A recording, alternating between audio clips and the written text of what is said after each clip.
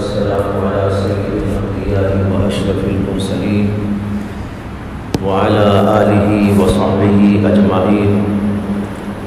أما بعد فأعوذ بالله من الشيطان الرجيم. بسم الله الرحمن الرحيم. يا أيها الذين آمنوا توبوا إلى الله توبة نصوحا. صدق اللہ العظیم. بزرگان محترم، رمضان مبارک کا عظیم الشان مقدس مہینہ گزر رہا ہے. اس کے اندر ہم اور آپ اپنے آپ کو بدلنے کی کوشش کریں، یہ ہمارے لیے انتہائی ضروری ہے. رمضان کا مہینہ ایسا ہے جیسے ہم لوگ سال بسال اپنے گھروں کی کچھ صفائی کرتے ہیں، چیزوں کو درست کرتے ہیں، کسی چیز کی پینٹنگ کرتے ہیں، گھر کی پینٹنگ کرتے ہیں. کچھ چیزیں ایسی ویسی ہوں تو نکال دیتے ہیں، اور جو اچھی اچھی چیزیں ہوتی ہیں اس کو لا کر اپنے گھر کو سنوارتے ہیں. بہت سارے لوگ تو ایسے ہیں دنیا میں جو سال ہوتے ہی اپنا پورا فرنیچر بدل دیتے ہیں، اپنی ہر چیز نئی لا کر اپنے گھر کو سجاتے ہیں. عام لوگ تو ایسا نہیں کرتے، لیکن پھر بھی وہ اتنا کرتے ہیں، اپنے گھروں کی صفائی کرتے ہیں، اپنے گھروں کو ٹھیک ٹھاک کرتے ہیں، پینٹنگ کراتے ہیں، چیزوں کی پینٹنگ کراتے ہیں، اور جو ٹوٹی پھوٹی چیزیں ہوتی ہیں اس کو باہر نکال دیتے ہیں، اور اس کی جگہ پر اچھی اچھی چیزیں لا کر اپنے گھر کو سجاتے ہیں. بالکل اسی طریقے پر اللہ رمضان کا مہینہ ہم کو عطا کرتا ہے کہ تم اپنی روحانیت اور اپنے باطنی حالات کو اسی طرح نئے انداز سے ترتیب دو. ہمارے اندر کچھ ایسی ویسی چیزیں پیدا ہو جاتی ہیں، لوگوں سے میل ملاپ کی وجہ سے، ادھر ادھر جاتے ہوئے آتے ہوئے، گناہوں کے ماحول میں رہتے ہوئے، خود ہمارا نفس ہمیں غلط طریقے پر لے جانے کی کوشش کرتا رہتا ہے. اس طریقے پر انسان کے اندر بہت ساری غلط چیزیں داخل ہو جاتی ہیں.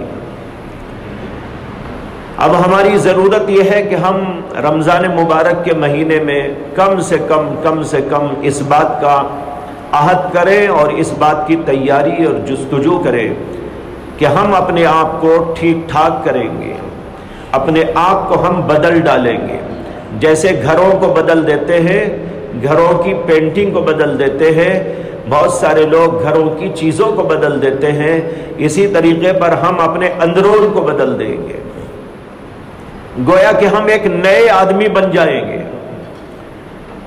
ہمارا اندرون نیکیوں سے معمور ہو، جو اس کے اندر خامیاں ہیں، کھوٹ ہیں، خرابیاں ہیں، عیب ہیں، ان ساری چیزوں کو ہم باہر نکال کے ڈال دیں. رمضان کا مہینہ اسی لیے آتا ہے، اسی لیے قرآن کریم نے فرمایا لعلکم تتقون. رمضان کا مہینہ جس کے اندر تمہارے اوپر روزے فرض کیے گئے ہیں، یہ روزوں کی فرضیت اسی لیے ہے لعلکم تتقون، تاکہ تم تقوی والے بن جاؤ. تقوی کیا ہے؟ تقوی یہی ہے کہ اپنے آپ کو برائی سے بچانا، جو کھوٹ اپنے اندر ہے اس کو باہر نکال دینا، جو گناہ کا مادہ ہے اس کو باہر نکال کے پھینک دینا، جو غلط اندر چھپا ہوا ہے اس کو نکال کر باہر ڈال دینا، اور اپنے آپ کو نیکیوں سے معمول کر لینا. ہمارے دل میں اللہ کی محبت آ جائے، تقوی آ جائے، پرہیزگاری آ جائے، اللہ کے نبی کی محبت آ جائے، نیکیوں سے الفت آ جائے، ہم زیادہ سے زیادہ نیکی کرنے کی طرف جھکنے لگیں، نیکی کرنے کی طرف چلنے لگیں، بلکہ نیکی کرنے کی طرف لپکنے لگیں. ایسا ہمارا مزاج بن جائے. اس طرح کے مزاج بنا لینے ہی کا نام دراصل ہے تقوی والا مزاج. تقوی کا مزاج یہ ہوتا ہے کہ برائی کے قریب نہیں جاتا، نیکیوں میں آگے بڑھتا رہتا ہے، یہ مزاج اپنے اندر پیدا کرے، اس کے لیے اللہ نے رمضان کا مہینہ ہم کو اور آپ کو عطا کیا ہے۔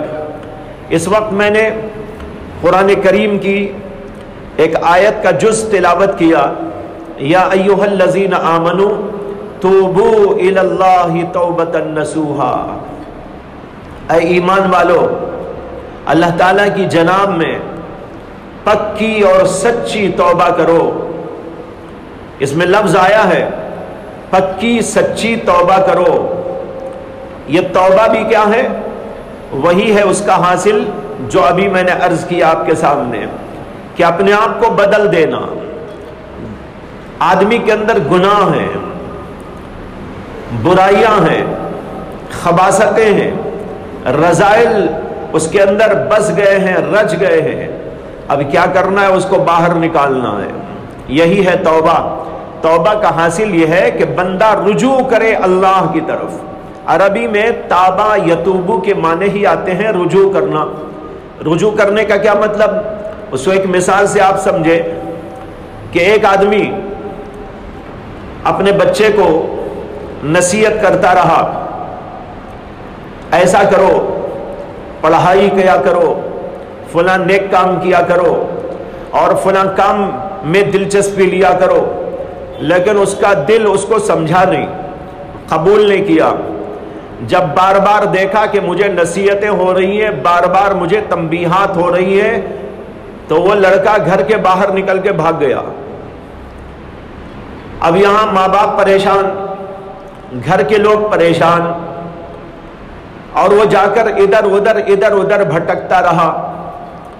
بھٹکنے کے بعد اسے سمجھ میں آیا، ارے میں کیا کر گیا؟ باپ نے مجھے نصیحت کی تھی، باپ نے مجھے اچھائی سکھائی تھی، میرے گھر والوں نے مجھے اچھی اچھی باتیں بتائی تھی، میں ان کی باتیں قبول نہ کر کے گھر سے باہر نکل گیا۔ اب گھر کے باہر نکلا تو اسے پتا چلا کیا حالات ہیں، کیا مسائل ہیں، کھانے کی کیا پریشانی، پینے کی کیا پریشانی، رہائش کی کیا پریشانی، سب لوگ انجانے بنتے دکھائی دے رہے ہیں۔ یہ سوچنے کے بعد اس نے کہا بھائی نہیں، مجھے اپنے گھر کو واپس لوٹنا ہے۔ یہ کیا ہوا؟ رجوع ہوا۔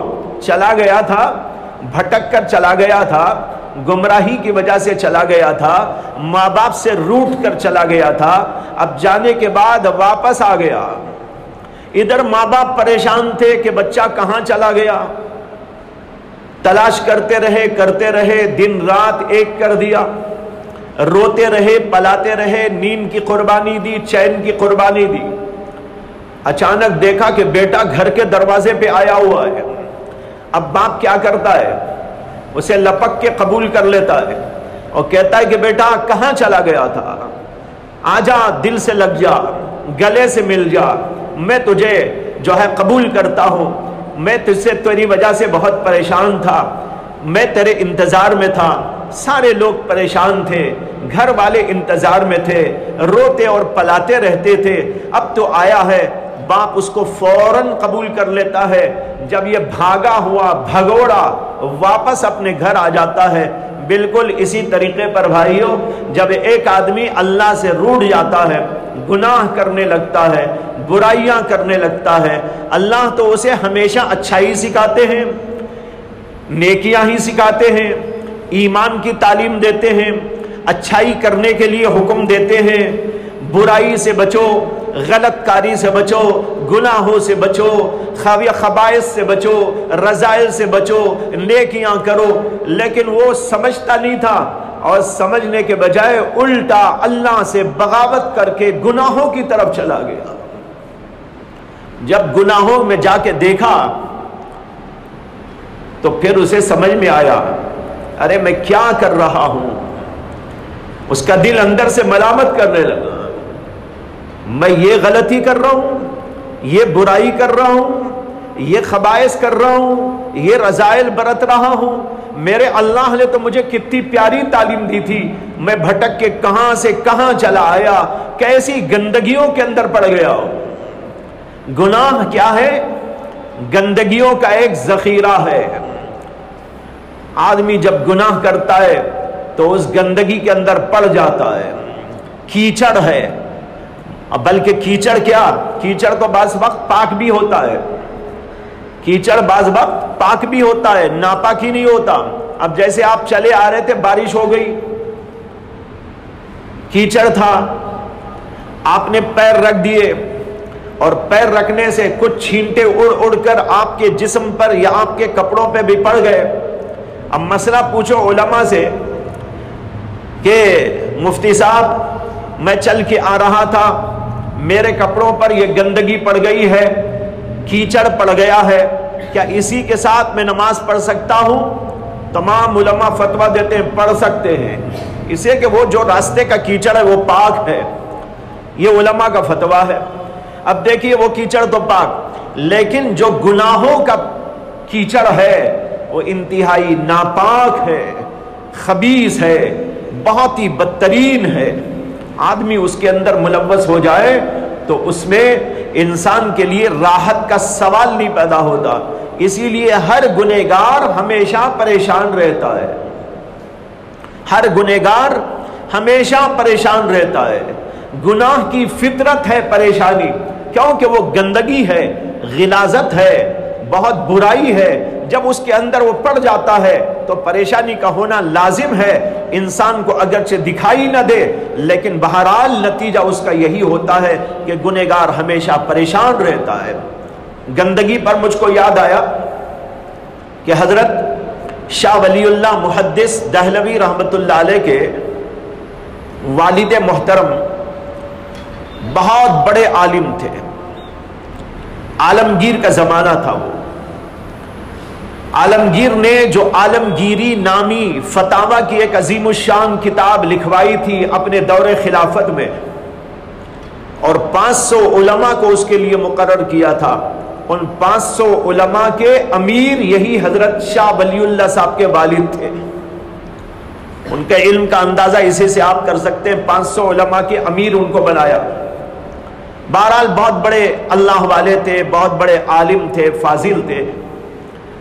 جمعہ کا دن تھا، غسل کیا اور اچھے کپڑے پہنے، جمعہ کو جانے کے لیے مسجد کی طرف نکل پڑے اپنے گھر سے. اور ان کا گھر جو پڑتا تھا وہ مسجد کے اس پار پڑتا تھا اور بیچ میں ایک چھوٹا سا پل تھا اور اس پل کے نیچے ایک گندی نالی بہتی تھی.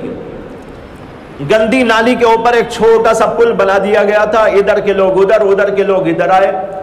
لیکن وہ اتنا چھوٹا سا پل تھا کہ اس پل کے اوپر صرف ایک آدمی کا گزر ہو سکتا تھا. کوئی ادھر سے آئے تو ادھر سے کوئی نہیں آ سکتا، ادھر سے کوئی آئے تو کوئی ادھر سے جا نہیں سکتا. اتنا چھوٹا سا پل تھا. لوگ آتے تو ادھر سے کوئی آ رہا ہے تو ٹھہر جاتے، اس کے گزرنے کے بعد یہ ادھر سے گزرتے. اس طریقے پر کیا کرتے تھے. حضرت شاہ صاحب یعنی شاہ عبد الرحیم صاحب، ان کا نام تھا شاہ عبد الرحیم، شاہ ولی اللہ صاحب رحمۃ اللہ علیہ کے والد. وہ نماز کے لیے نکلے اور پل تھا اور پل کے بیچ میں وہ پہنچے تو ادھر سے ایک کتا دوڑتا ہوا آ گیا. کتا بھی اچھا موٹا تگڑا. اب ادھر سے کتا اور ادھر سے حضرت شاہ صاحب، دونوں کا گزر ایک وقت نہیں ہو سکتا. یا تو شاہ صاحب پیچھے چلے جائیں، کتے کو راستہ دے دے، یعنی تو کتا پیچھے چلا جائے، یا نہیں تو نالی کے اندر کود پڑے، تب شاہ صاحب کے لیے راستہ. اب آ کے دونوں اٹک گئے، ادھر شاہ صاحب ہیں، ادھر سامنے کتا ہے. شاہ صاحب کی زبان سے یوں ہی نکل گیا، ارے کتے تو کتنا ناپاک جانور ہے، اس ناپاکی میں کود جا، مجھے راستہ دے دے. میں تو ابھی نہا کر دھو کر کپڑے پہن کر نماز پڑھنے کے لیے نکلا ہوں. تیرا کیا ہے، ادھر گندگی میں کود جائے گا، ادھر کسی اور جگہ پر اور جو ہے اچھے پانی میں کود جائے گا تو پاک ہو جائے گا.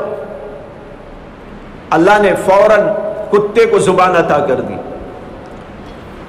کتا بولنے لگا.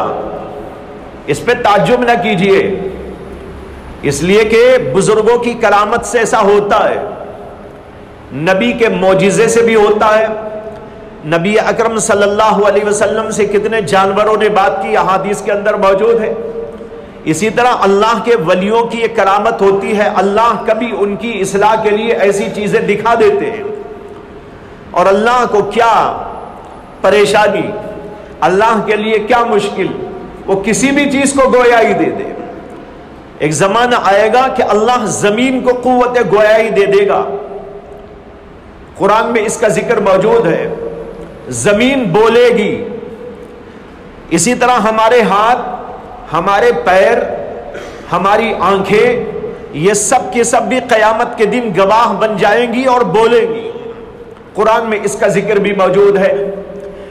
تو اب دیکھو آج ہاتھ نہیں بولتا، لیکن قیامت میں جب اللہ قوت گویائی دے دیں گے تو وہ بولنے لگے گا۔ پیر آج نہیں بولتے، لیکن جب اللہ اسے قوت گویائی عطا کر دیں گے تو وہ بولنے لگیں گے۔ اسی طرح اگر کتے کو اللہ زبان دے دے وہ بولنے لگے۔ زبان ویسے کتے کی بھی ہے، ہم یہ سمجھتے ہیں کتا بے منہ کا جانور، بے منہ کا، وہ تو منہ والا ہے، لوگ کہتے ہیں نا بے منہ کا جانور۔ تمام کی تمام مخلوقات اپنی اپنی گویائی سے، اپنی اپنی قوت گویائی سے کام لیتے ہیں، بولتے ہیں، لیکن ہمیں نہیں سمجھ میں آتی ان کی بات۔ کتوں کی زبان کتے سمجھتے ہیں، چڑیوں کی زبان چڑیا سمجھتی ہیں۔ قرآن میں آیا ہے کہ حضرت سلیمان علیہ السلام نے فرمایا وَقَالَ يَا أَيُّهَا النَّاسِ عُلِّمْنَا مَنْطِقَ الطَّيْرِ، لوگوں ہمیں پرندوں کی بولی سکھائی گئی ہے۔ حضرت سلیمان پرندوں کی بولی جانتے تھے، چونٹیوں کی زبان جانتے تھے۔ چونٹی نے ایک دفعہ کہا تھا جب سلیمان کا لشکر گزر رہا تھا، یا ایھا النمل ادخلوا مساکنکم لا یحطمنکم سلیمان وجنودہ وہم لا یشعرون، ارے چونٹیوں اپنے گھروندوں میں داخل ہو جاؤ، اپنی بلوں میں داخل ہو جاؤ، سلیمان کا لشکر، اور سلیمان کہیں تم کو روند نہ ڈالے۔ اب دیکھو چونٹی بول رہی ہے اور حضرت سلیمان کو سننے بھی آ رہا ہے، سمجھ میں بھی آ رہا ہے۔ بہرحال ہر ایک کی اپنی زبان ہوتی ہے، اور کبھی اللہ ان جانوروں کو زبان وہ دے دیتے ہیں جو زبان کے انسان بولتے ہیں۔ کتا بولنے لگا، کتے نے کہا کہ حضرت آپ کو دعویٰ ہے اپنی پاکی کا، آپ میں کتنا تکبر آ گیا ہے۔ کتا بول رہا ہے، شاہ صاحب کو بول رہا ہے کہ آپ کہہ رہے کہ میں بڑا پاکیزہ ہوں، اور مجھے آپ تحقیر کی نگاہوں سے دیکھ رہے، اور مجھے کہہ رہے تو بڑا گندا ہے، اور مجھے آپ کہہ رہے کہ گندی نالی میں کود جا۔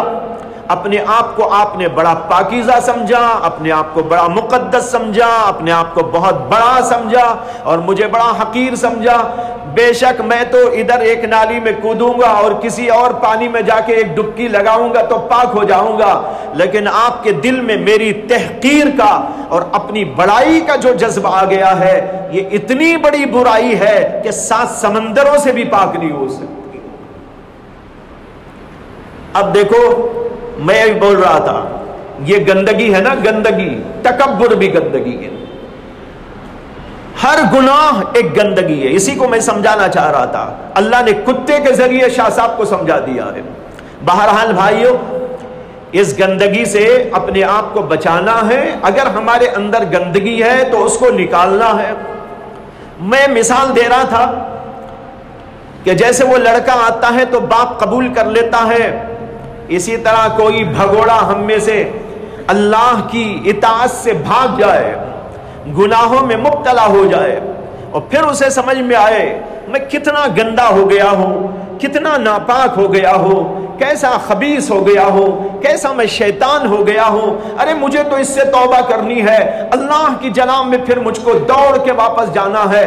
جیسے وہ لڑکا واپس اپنے گھر کو آیا، یہ بھی بھگوڑا اللہ کا غلام جب اللہ کے دربار میں واپس آتا ہے اور اللہ سے کہتا ہے اللہ مجھے قبول کر لیجئے، یہ ہوا رجوع، اسی کا نام ہے توبہ، یعنی واپس جانے کے بعد واپس چلے آنا اللہ کے دربار میں، اس کا نام ہے اللہ کی جناب میں رجوع کرنا، اسی کو اسلام میں توبہ کہا جاتا ہے۔ توبہ کا معنی ہی یہ رجوع کرنا۔ جب یہ بندہ آتا ہے اللہ تعالیٰ قبول کر لیتے ہیں۔ ارے کیوں نہ قبول کرے، وہ ماں باپ سے زیادہ رحیم ہے، وہ ماں باپ سے زیادہ کریم ہے، وہ 70 ماؤں کی محبت رکھنے والا ہے۔ جب ایک ماں بھگوڑے بچے کو قبول کر لیتی ہے، باپ بھگوڑے بچے کو دل سے لگا لیتا ہے، گلے سے لگا لیتا ہے۔ اگر کوئی آدمی واپس جانے کے بعد واپس اللہ کے دربار میں آتا ہے، اللہ بھی کہتے ہیں کہ میں بھی تجھے سینے سے لگا لیتا ہوں۔ ایک بزرگ کا قصہ ہے کہ جوانی کے زمانے میں بہت اطاعت فرما برداری کرتے رہے 20 سال تک۔ 20 سال کے بعد کچھ شیطانی ایسی ان کے اوپر جو ہے بہکاوا چلا کہ بہک گئے، اور 20 سال تک نافرمانیوں میں لگ گئے۔ ایک بار آئینے میں دیکھنے لگے اپنے آپ کو، دیکھتے رہے ہوں گے، یعنی کہ اسی دن دیکھا ہے، کوئی منطقی اشکال نہ کرے، کیا اس سے پہلے دیکھے ہی نہیں تھے؟ لوگ بھی ایسے ایسے سوالات کرتے رہتے ہیں، مقصد کو نہیں دیکھتے۔ دیکھا ہوگا لیکن توجہ نہیں ہوئی، آئینے میں دیکھ رہے تھے، بال پکتے ہوئے نظر آئے، ایک دم احساس ہوا ارے میں تو بال پک گئے، بوڑھا ہو گیا، میں کہاں بہک گیا ہوں۔ وہیں پر سجدے میں پڑ گئے اور اللہ سے کہنے لگے اللہ میں اگر اب تیرے دربار میں آؤں تو آپ مجھے قبول فرما لیں گے؟ اللہ کی طرف سے آواز آئی، الہام ہوا، یا کسی اور نیک بندے کے ذریعے ان کو الہام کر کے بتایا گیا۔ اس میں کہا گیا کہ ارے بندے، تو نے 20 سال تک ہماری اطاعت کی، ہم نے تجھ کو قبول کیا، اور 20 سال تک تو بہک کر ہمارے سے دور چلا گیا تو ہم نے تجھ کو ڈھیل دے دی تھی، اگر تو آج بھی ہم کو پکارتا ہے تو ہم دوبارہ تجھ کو قبول کر لیں۔ یہ ہے اللہ کا دربار، اس کا نام ہے توبہ۔ جب بندہ اپنے آپ کو گناہوں سے باز رکھنے کا عہد کرتے ہوئے اللہ کے دربار میں رجوع کرتا ہے، وہ کہتا ہے کہ اللہ میں دوبارہ آتا ہوں آپ کے دربار میں، مجھے معاف کر دیجئے، مجھے معاف کر دیجئے، میرے گناہوں کو بخش دیجئے، میرے خبائث کو، رذائل کو میرے دل سے نکال دیجئے، اللہ فوراً قبول کر لیتے ہیں۔ اللہ تعالیٰ کا دربار بہت رحم کا، کرم کا، فضل کا، احسان کا دربار ہے۔ اس لیے بھائیو، یہ رمضان کا مبارک مہینہ ہمارے لیے بہت ہی زیادہ غنیمت ہے، بہت ہی زیادہ ہمارے لیے ایک اللہ کی عظیم الشان نعمت ہے۔ اس کو غنیمت سمجھتے ہوئے اپنے تمام گناہوں سے اول وہلے میں توبہ کرو، یہاں سے نکلنے سے پہلے توبہ کرو، یہاں سے اٹھنے سے پہلے توبہ کرو۔ اور توبہ کے لیے آپ کو کچھ بہت بڑا کام کرنا نہیں ہے، دل کو توجہ دے، دل کو متوجہ کرنا ہے اللہ کی طرف، اور اللہ کے سامنے ہاتھ پسار کے کہنا ہے اللہ مجھے معاف کر دیجئے۔ جب آدمی معاف کرنے کے لیے اللہ سے درخواست کرتا ہے، اللہ فوراً قبول کر لیتے ہیں۔ اس لیے بھائیوں، اپنے آپ کو پاک صاف بنانے کا یہ مہینہ اللہ نے جو دیا، اس کو غنیمت سمجھتے ہوئے سب سے پہلا کام یہ کیجئے کہ توبہ کرے گناہوں سے۔ گناہ سے توبہ کا حاصل کیا ہے؟ جو گناہ ہو گئے ان کے اوپر ندامت ہو، اور آئندہ کے لیے عزم کر لیں ہم کوئی گناہ نہیں کریں گے، اور اللہ سے التجا کریں اور وعدہ کریں اے اللہ ہم گناہ نہیں کریں گے۔ یہ ہے توبہ، یہ توبہ اللہ کے ہاں قبول ہوتی ہے۔ حدیث میں ہے کہ اللہ کے نبی صلی اللہ علیہ وسلم نے فرمایا التائب من الذنب کمن لا ذنب لہ، جو آدمی اپنے گناہوں سے توبہ کر لیتا ہے وہ ایسا پاک اور صاف ہو جاتا ہے جیسے کہ وہ آدمی جس نے کبھی گناہ ہی نہ کیا ہو۔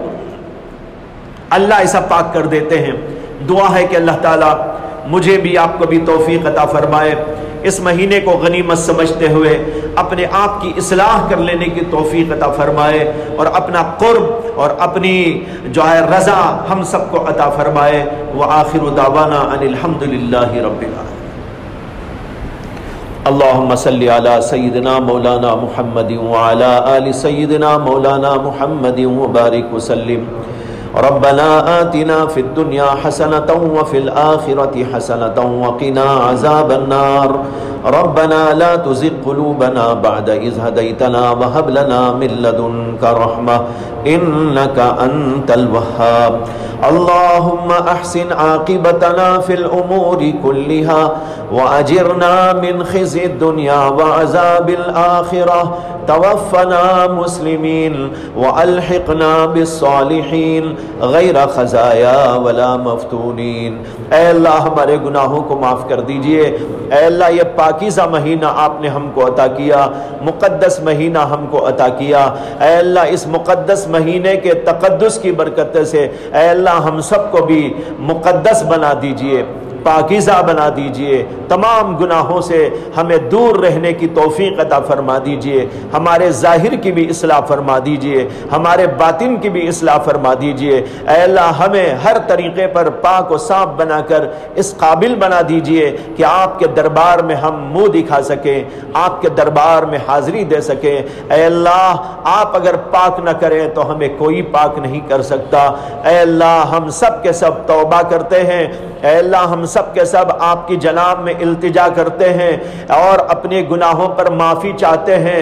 اے اللہ ہم کو معاف کر دیجئے، اے اللہ ہم کو معاف کر دیجئے، اے اللہ ہمیں معاف کر دیجئے، اے اللہ ہمارے بڑے گناہوں کو بھی معاف کر دیجئے، اے اللہ ہمارے چھوٹے گناہوں کو بھی معاف کر دیجئے۔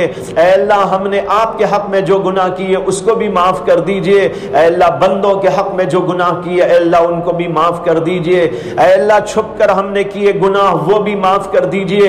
اے اللہ کھل کر ہم نے گناہ کی ہے تو وہ بھی معاف کر دیجئے۔ اے اللہ ظاہری اور باطنی تمام قسم کے گناہوں کو معاف کر دیجئے۔ اے اللہ یہ آپ کے ہاں سے معافی کا مہینہ ہے۔ اے اللہ آپ کے نبی نے بتایا کہ آپ بے شمار لوگوں کو معاف کرتے ہیں۔ اے اللہ آپ کے نبی نے ہم کو خبر دی ہے کہ آپ روزانہ بے شمار انسانوں کی معافی کرتے ہیں۔ اے اللہ ان کو جہنم سے آزاد فرماتے ہیں۔ اے اللہ ہم سب کو بھی جہنم سے آزاد کر دیجئے۔ اے اللہ ہم سب کو جہنم سے آزاد کر دیجئے۔ اے اللہ ہم سب کو بھی جہنم سے آزاد کر دیجئے۔ اے اللہ مغفرت کا پروانہ عطا کر دیجئے، ہمارے ظاہر کو باطن کو اچھا بنا دیجئے۔ اے اللہ پاک صاف بنا دیجئے۔